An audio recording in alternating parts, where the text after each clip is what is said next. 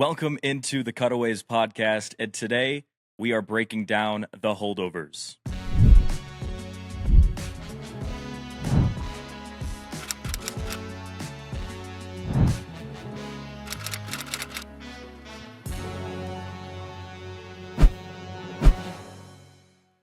That's right, today on the first episode of the Cutaways Podcast, we are your co-hosts, Jake Schrantz and Branden Blue. And Branden, with the holidays kind of coming around at this time of year, we're getting late into December. Since I've seen the Holdovers the first time, I always go back to it every single year since it's come out. And it's got to be one of my favorite holiday movies. What about you? Yeah, this was a movie I had kind of wanted to watch for a long time. And I remember seeing it in theaters and thinking, oh, I got to get around to see this. And I never did. This was kind of the perfect excuse to actually watch it. And yeah, in terms of holiday movies, I do think just as a whole, it's kind of rare that you have movies that are good, like Christmas movies, but also like really good in quality too. And I think The Holdovers kind of falls into both of those categories.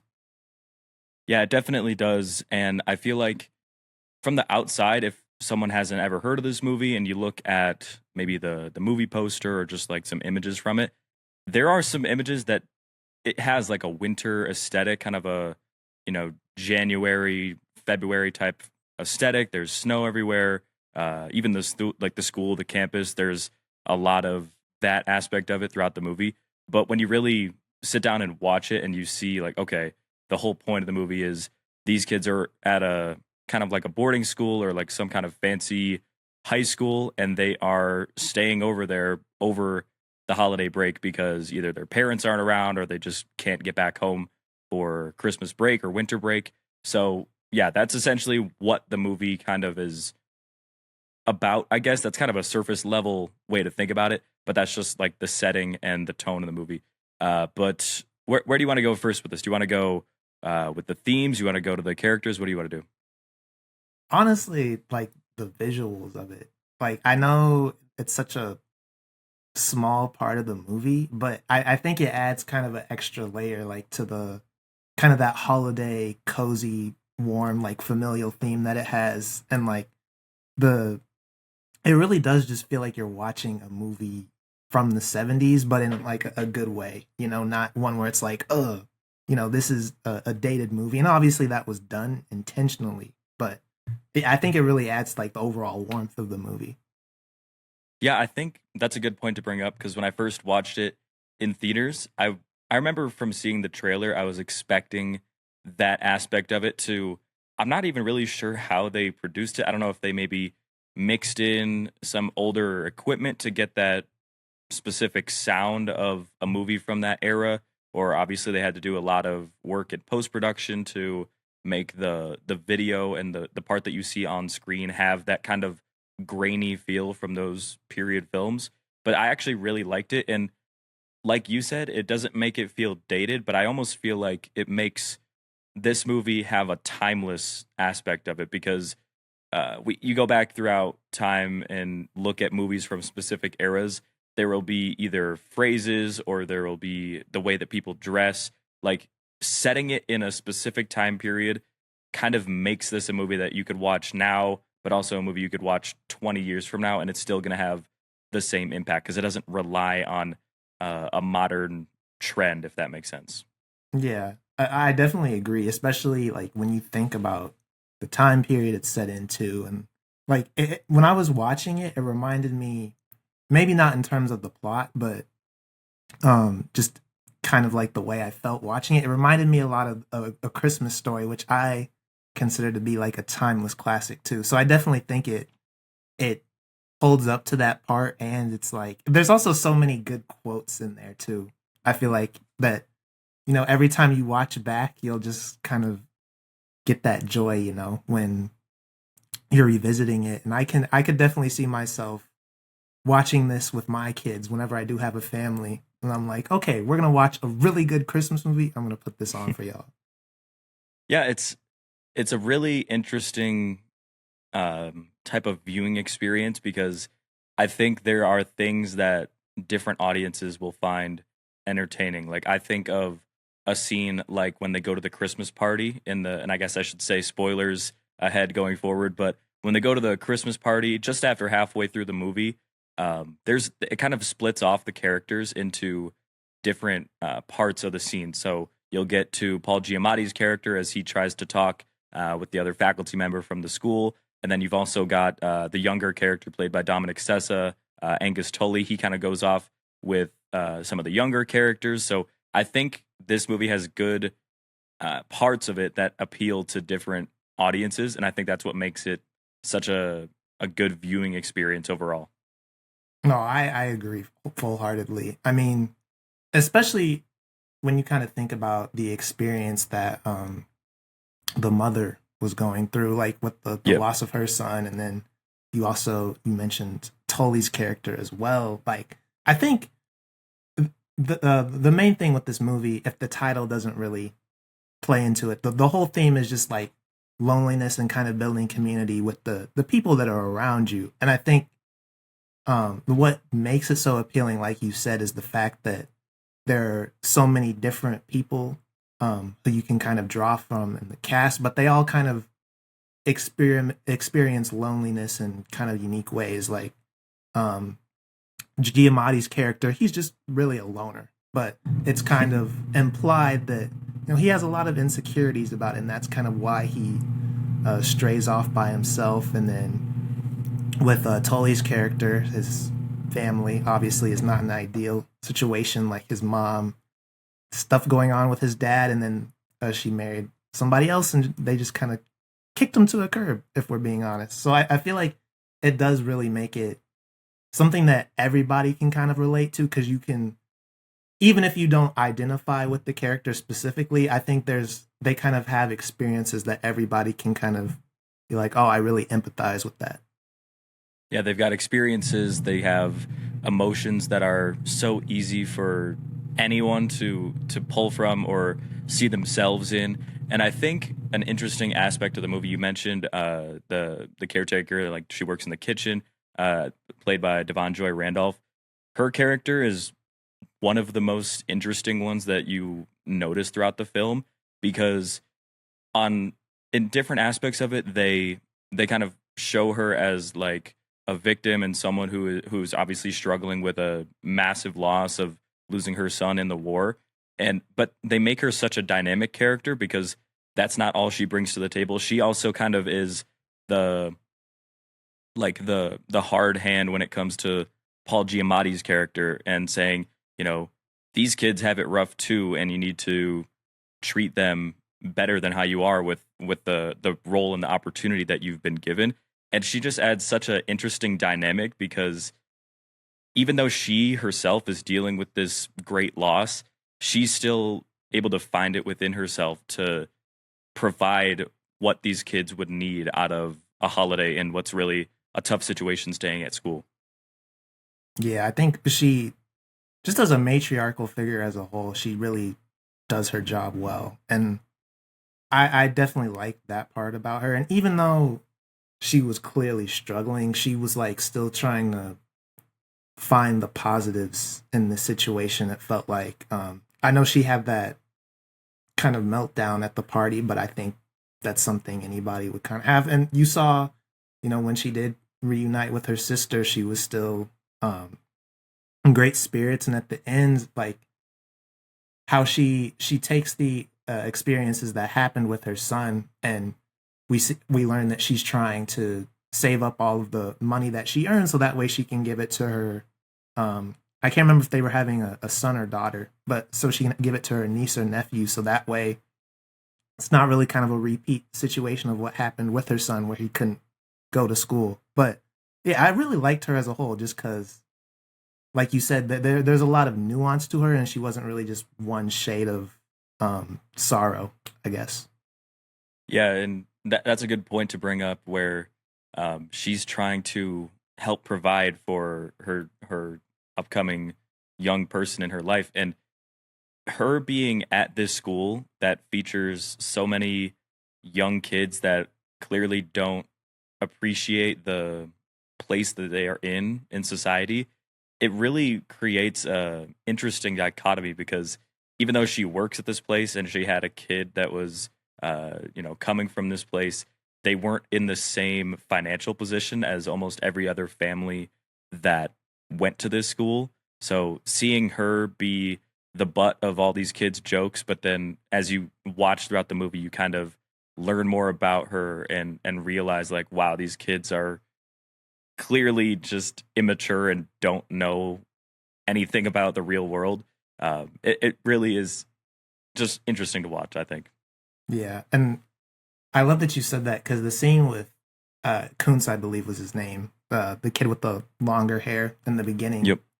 That one actually kind of made me sad, because it's like you can tell she's kind of a warm figure in general. I mean, most matriarchal figures kind of are, but the way that, like, obviously she's going out of her way to provide for these kids, and I think, as you mentioned, she kind of has this mindset of like, oh, I want to make you guys feel like you're at home, and obviously this is the worst time of the year to be alone, and then for them to kind of like, him specifically, to just kind of trash her like that. But I also really loved Giamatti's response to that as well, because I think they kind of have a really good dynamic, and like they both have similar viewpoints of the world. And I know that Giamatti's character is supposed to be kind of like this hard-nosed, tough, like, teacher that everybody kind of hates, but I'm just thinking about for me, and I'm sorry if this is kind of going off on a tangent, but those type of teachers, they're kind of the ones that you despise in the moment, but then when you think back to high school, like, he reminds me a lot of my middle school history teacher, and I think he was one of my favorite teachers that I ever had. And like, he was kind of hard like that, but at the same time, he also instilled, like, he did a really good job of just talking about like things, the way things are in American history and why they are that way.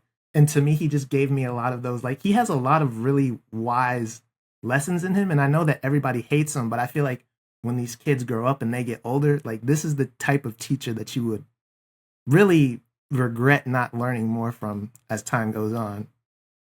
Yeah, one of the recurring lines and like motifs from this movie was Paul Giamatti's character throughout different aspects or in different times of the movie trying to say that he's trying to prepare these kids for when they eventually leave the Barton like campus and they're out in the real world. And we eventually see him interact with a former, I think, a colleague or student that he had like from years prior. And we'll get to that in a little bit. That was a really funny exchange with him and Angus Tully. But yeah, I think you're right about them not really knowing how good they have it with the wisdom that he's imparting. You can easily tell that they're just not in the right headspace to fully appreciate the effort that he's putting in to try and help make their lives better, because he also mentions at the film that they're essentially born like as high up as you can get, and they're still not, taking full advantage of the opportunities that they've been given. Yeah, I think, and going into Tully's character a little bit more, I think kind of seeing him, I know he gets, Giamatti's character gets fired at the end, but seeing him develop that appreciation for him, like, throughout the story and like towards the end, it just really felt that much better. Because to me, it's like you have a teacher who has a lot of wisdom, and like, yeah, sure, maybe he isn't instilling it in the right way, but I feel like for him to kind of finally have a student who, and obviously they spent that whole winter together, and so they kind of have a different relationship, but to see a student kind of finally show their appreciation for him and everything that he's done, like, as a fan of his character, that just felt really good to me. I think, piggybacking off that, the scene that perfectly encapsulates the growth between Giamatti's character and Angus Tully as the character, and the growth of their connection and appreciation for each other, is when you go from when the kids first leave on the other guy's dad's helicopter, and they're all like basically just trash talking Tully and saying like, good luck with that guy. And when they eventually come back to school for the next semester, and those same kids are still making the same old jokes about Paul Giamatti's character, and Angus Tully, he doesn't really go along with it. He goes and sees him off and tells him, thank you for all you've done, especially over this holiday break. And their connection between each other is probably the core, I would say, of this movie, because while they're different characters and they have different traits and values, I think that Paul Giamatti's character sees a lot of himself when he was younger in Angus Tully, because we learn as they kind of go on this adventure throughout the Northeast of some of the backstory of Giamatti's character and some of the wild things that he's experienced in his past, whether when he was a student at Barton or when he was at university, I think at Harvard. It was really funny to see Angus Tully kind of open his mind to, wow, this guy's actually got like an interesting history to him, and he's not just this boring guy that I don't enjoy learning from. Yeah, those moments, it kind of reminds me of like when you finally get a little bit older and then your parents start telling you like stories about how they used to act in college, and you're just like, whoa, wait a moment. That's to me, that's exactly what that felt like. But at the same time, I think it also just kind of shows too, like their bond.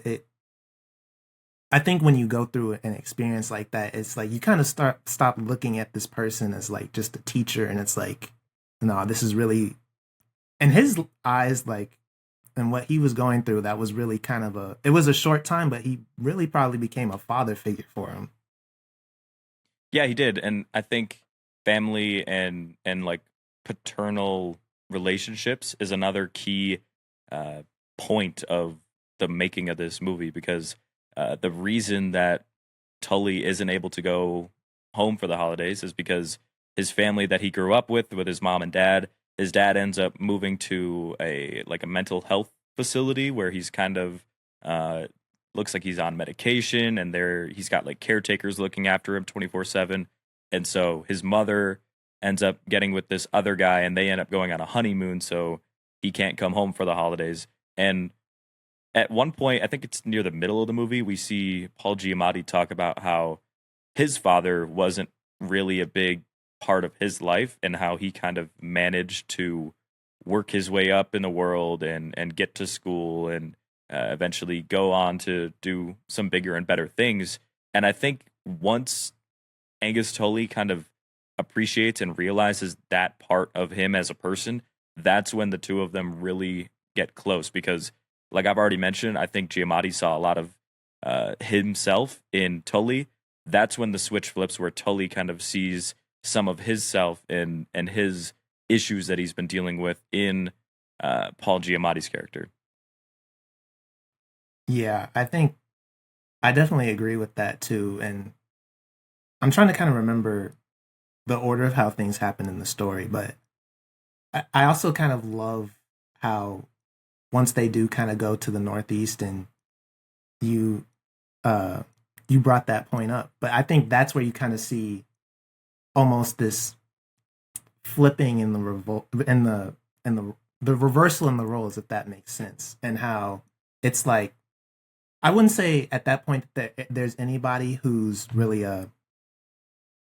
I guess in charge person. Like Giamatti's character's in charge. I guess what I'm trying to say is like you kind of see there's a switch in who's kind of being vulnerable in a sense, and it to me it just goes back to that scene that you already mentioned with the Barton men don't lie, and when he finally meets like his Harvard colleague, and in a way, like even though they were both lying, to me it was like Tully was trying to give him he was trying to boost him up. He was almost like a hype man in that moment, like, because when you really think about the things that he was talking about, it was stuff that he had kind of when they were in the cafeteria earlier in the movie, and he was kind of talking about things he could do and where he wishes he could be in the world. It was kind of just some of those moments, but played up on a scale. And I feel like once he kind of started to see him as like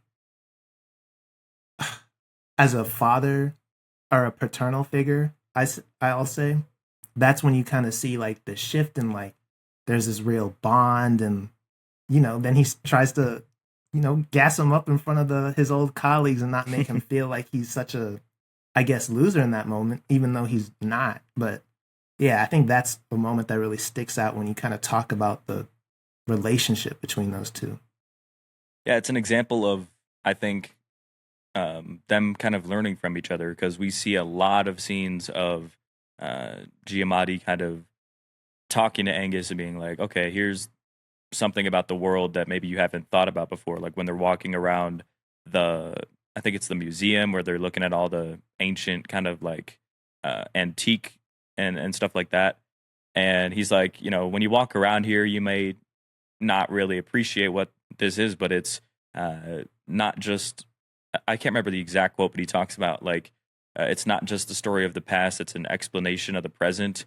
And that's kind of Giamatti, spitting some game at Angus Tully. But then on the other side, it was. That was some good writing on the side of the writers for the movie. But then, like you mentioned in that scene, when he kind of steps in and maybe bolsters up the reputation of Paul Giamatti's character, it's like him kind of learning from Angus Tully. Like, it's okay to, maybe tell a white lie or do something like that, because obviously in that situation, that's not someone he's going to see on an everyday basis. He didn't really care about telling the truth. So, that's a scene where he's learning from someone else and not just being the person always to tell everyone what to do or what's important in life. No, I think that's actually a really good point too, because I there was a point where I was kind of learning a lot about like mentorship and that type of thing. And one of the things they always say, like in those books, and like when you're really trying to learn how to be a great mentor, it's like you can always learn from the people you're teaching from too. And I think it's really good that you highlighted that, because to me, I think, and I know we've been talking about this for a bit, but it just really highlights like how he views Tully, as like he values Tully's opinion and his what he brings to the table, if you will. Yeah, definitely. And some other aspects of this movie that I think are important. What did you think of maybe some of the other side characters? I know they're not in the movie the whole time, but some of the other kids that were holdovers, I think they kind of brought a valuable aspect to the movie, because I would say, maybe not from the beginning, but Tully is kind of seen as one of the protagonists, and obviously the Kuntz kid is like the antagonist. And then there's the kid that was on the football team. He's kind of in a weird middle, because he's never really the one to start any of the fights or the arguments, but he also relates in a way to Kuntz and some of the other kids that are frustrated that they can't necessarily have the same holiday that they were hoping for. So what were your thoughts on just some of these other side characters? Yeah, I think honestly, I was kind of, when they left for in his helicopter to go spend the holidays with him, I was kind of, it's not really where I was expecting the story to go. I'm sure on rewatch now I'll probably pick up on that and like, oh, it's kind of gonna happen from the beginning. But because I was really like I was honestly kind of invested in the side characters, and I was like, okay, like how is Kuntz gonna change? He didn't really change because he left after that. But honestly, I did kind of wish they stayed for a little bit longer. But at the same time, I don't think it would have made the journey that you go on with the three when they go to Boston. I don't think it would have been as like it wouldn't felt as good probably. But I was hoping that we would get a little bit more from them, but especially because with I forgot his name, but the kid who had the accident from Korea, and Yeah. that was kind of when you saw softer side to Tully, and like he wasn't going to try to embarrass him. He was just trying to really make him feel at ease. And then I think it was that next day, essentially, that Chopper comes and they all just get up and go. But the side characters I was really invested in from the beginning, quite honestly, especially because with Kuntz and Tully, I think that's the first scene you kind of see with the students outside of them singing at the beginning. I might be getting the order mixed up a little bit, but I was really hoping to stick around with the side characters, not gonna lie. Yeah, I think I do agree. I think there's maybe some slight side character development we could have got a little bit more of, but I think it adds an important aspect to not just the movie with in terms of giving us our main three characters, but also it is really impactful for Tully's development because, like you said, he has that moment at night with one of the other students where you kind of see that softer side, where his actual friendly side comes out rather than the more guarded and superficial side of him. And like you said, right after that, pretty much in the movie, is when all of those kids pretty much go away and he's not able to go with them. So it kind of shows the roller coaster of emotions that he was dealing with. He was down when he couldn't go home, and then he starts to maybe turn the corner into maybe making this something of a positive experience where we start to see him build a slight friendship and then instantly right back down into the gutter because all those kids are gone. And he's thinking at that point, this is going to be the worst 2.5 weeks that I could have ever asked for because now I'm all alone in this place that I didn't want to be in the first place. But I agree. It was maybe slightly underdeveloped for some of them, but I do have an appreciation of what it kind of generated later on. Yeah. I think the roller coaster aspect it makes a whole lot of sense too, especially because when I first initially watched it, I kind of I sat with it and then I kind of went to bed. So I didn't really think. Now that you say that, it seems very obvious that that was kind of the role. But no, I think that does it makes a lot of sense for Tully, especially because when you also factor into why he couldn't go with them, it was because his parents were still pretty much neglecting him. So yeah, and then I think going back to Giamatti's character, that's when I think he's still. I believe that's when they get into that argument and they chase each other through the school, and I thought that whole that scene where they had to fix his shoulder. Oh my gosh, that even on a rewatch, that's still hard to look at. I know. I genuinely want to know how they actually. Every time I see practical effects, I'm always amazed at how they do it, especially with something like that because it's something very, very minor. I'm sure you don't have to do any CGI for that at all, but it just looks so real, and I want to know what the makeup department had to do for that. But yeah, that whole bit was just pure comedy, especially when he runs into the gym and then you see that he dislocates his arm and he just starts screaming. I was dying, bro. It's that aspect of it, and it's also before he's got Giamatti literally wagging the finger cartoonishly at him, and then you just get the side eye look from Tully as he's I'm about to just piss this guy off as much as I can, and that was just a perfect, I feel encapsulation, or I don't know, that's not even a word, but a perfect representation of youthful carelessness. He didn't have any thought in the world of the result or the consequences of what he was doing right there. He didn't care. He was so over everything. And that was perfectly done. But I think what we're kind of getting at is this movie, while it has some serious tones and it's legitimately got some dramatic scenes, it is very funny at times. It's not quippy like a Marvel movie, and it's not a pure comedy like a Step Brothers or a Superbad, but some of the one-liners and interactions in this movie are just very, very funny. No, yeah. Like I said in the beginning, this was a movie that if Chife, our old roommate, watched, if he watched this, I know he would be quoting it every 30 seconds because it just got some insane, especially at the end when Giamatti's character says sayonara to the dean for the last time. That was just, I'm not gonna repeat what he said, but that was just it's also I have to watch the movie for that one. Yeah, it's also something where it's you maybe wouldn't find them funny in general, but it's just the delivery of it and the timing. It's just really a quirky movie, but like like you said, it does have a lot of serious moments, but then it also has like the perfect amount of, I'll say it just doesn't take itself like too seriously. Like it's Yeah. emotional when it needs to be, and then it'll have like a funny joke or like a just a funny moment the next, which I think really makes it a good holiday movie.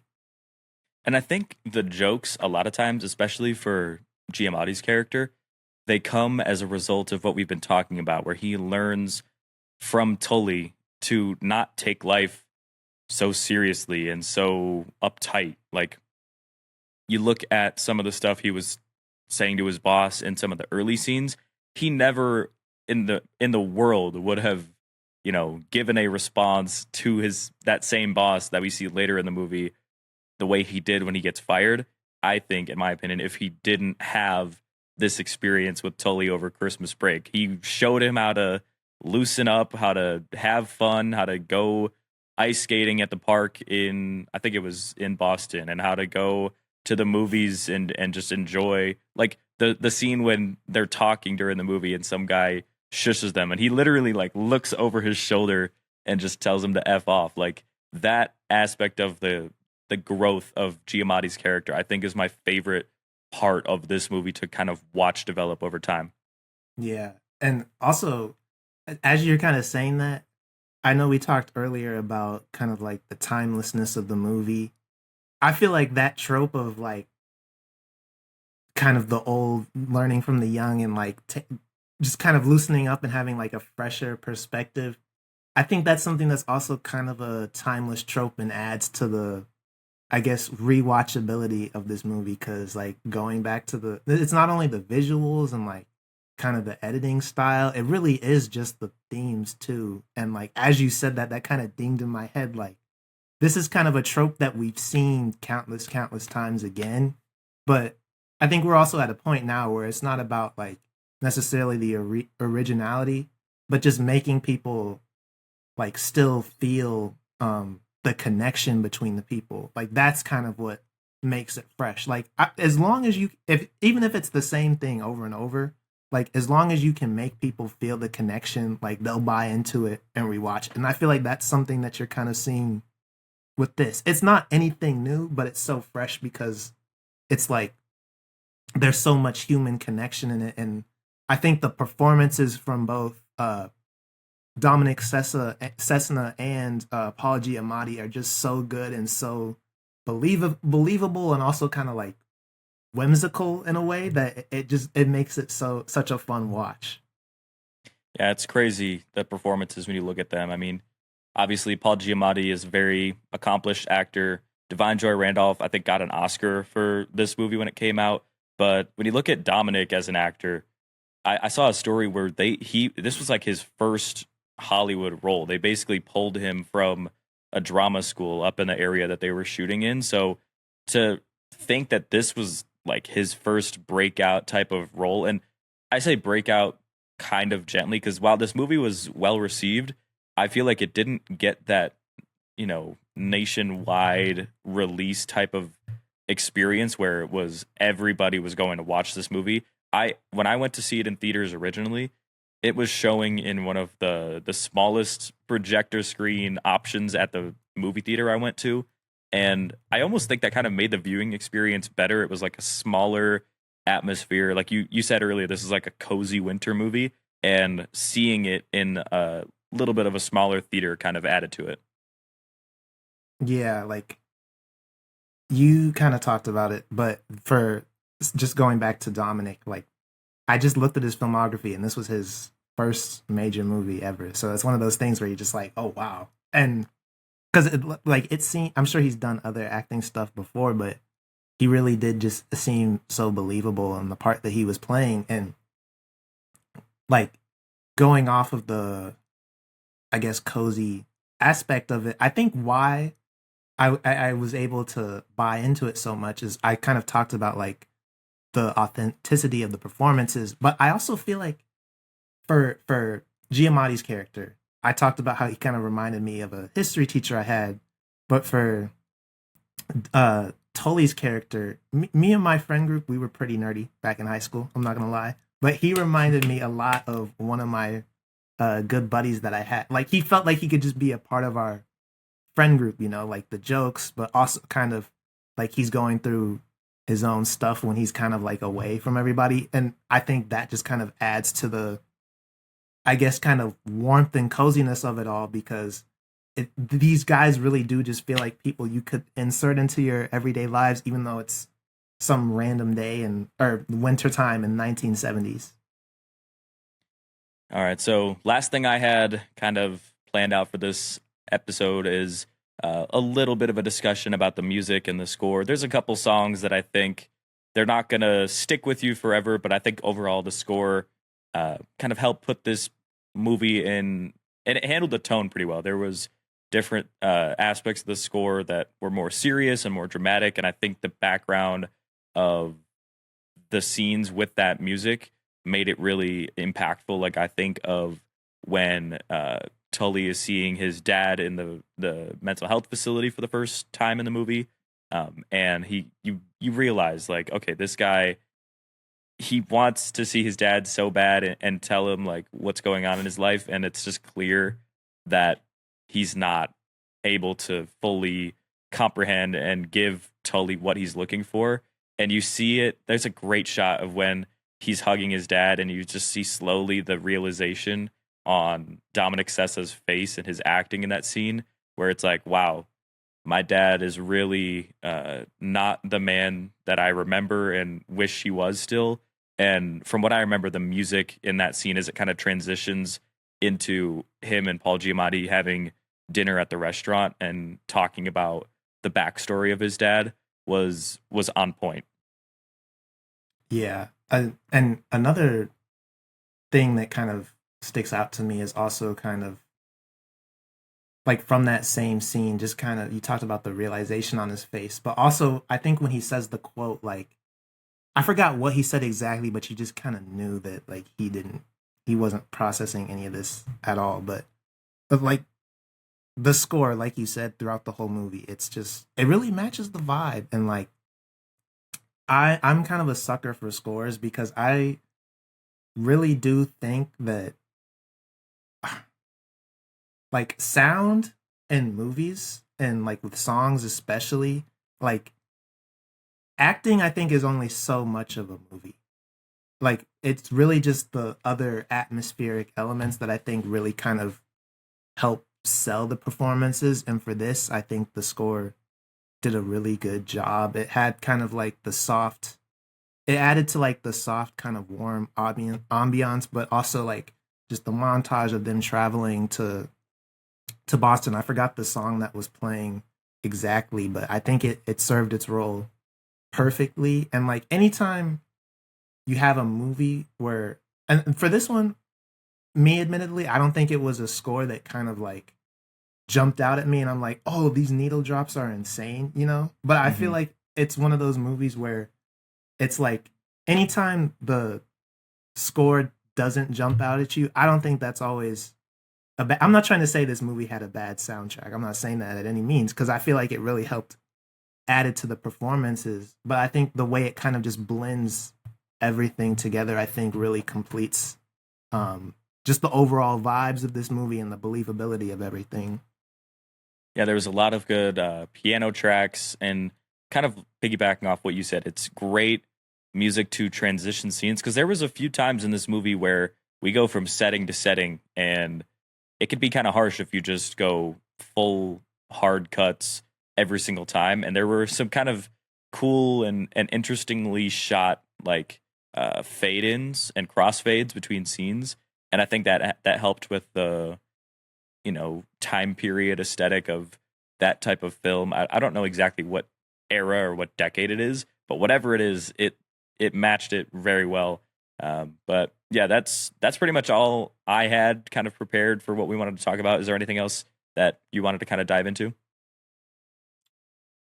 No, I think we kind of hit everything. I just wanted to reiterate, like the performance in this I thought were really good, especially from the main three. And I believe you said that one of them won an award for this or got nominated, so that's not completely shocking to me. In the future, though, I'll definitely come with some of my own I guess segments for this, or whatever you want to call it, because I think film in general is just something I have a really big appreciation for, and like I know it can be kind of nerdy to be invested in it, but I feel like there's a lot you can kind of learn from it, and there's so much that goes into it. So Yeah, this was really fun to break it down with you. I'm excited to kind of get this podcast up off the ground. We'll be reviewing a variety of movies, variety of genres throughout the time. So I'm excited to keep this going, and yeah, we'll be back soon with another breakdown and review of some of these great movies out there. So if you enjoyed what you saw today and heard, make sure you like, comment, and subscribe. And this has been the Cutaways Podcast. We'll see you later.